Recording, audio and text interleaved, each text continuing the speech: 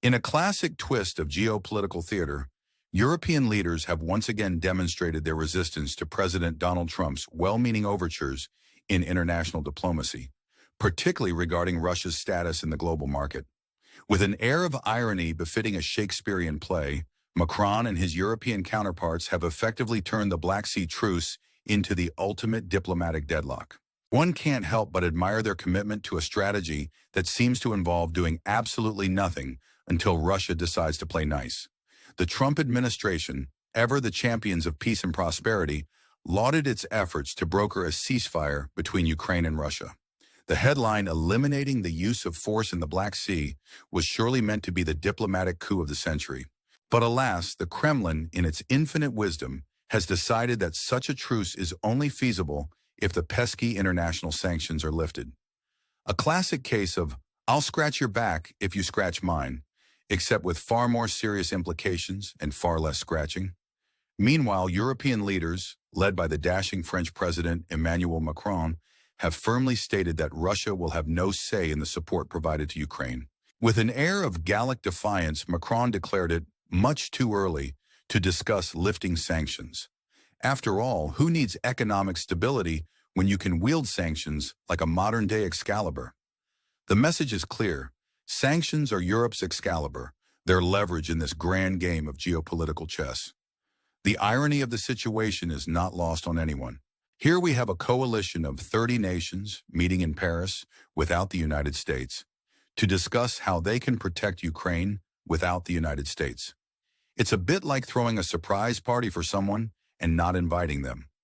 Kudos to Europe for managing to maintain positive relations with the U.S. while simultaneously plotting how to exclude them from the international party circuit. In a pre-summit tête-à-tête, Macron and Trump reportedly discussed these weighty matters. Yet despite the apparent diplomacy, the UK reaffirmed its commitment to support U.S. efforts, even as it cozies up to Europe. Prime Minister Keir Starmer has even labeled Russian President Vladimir Putin as not a serious player. Strong words indeed. It's almost as if Putin is being cast as the villainous jester in this grand stage play, refusing to play by the rules even as the audience boos and hisses.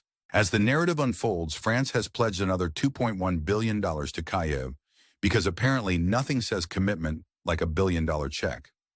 One can only marvel at the sheer theatricality of it all, the suspense, the drama, the economic aid, and yet the White House remains tight-lipped about the apparent collapse of the Black Sea ceasefire. Perhaps they're waiting for the right moment to reveal their hand, or perhaps they're just as baffled as the rest of us. But fear not, dear viewers. Amidst this whirlwind of diplomatic intrigue and high-stakes negotiations, President Trump remains the steadfast pillar of diplomacy, ever committed to giving peace a chance. As one White House spokesperson eloquently put it, "Our engagement is continuing.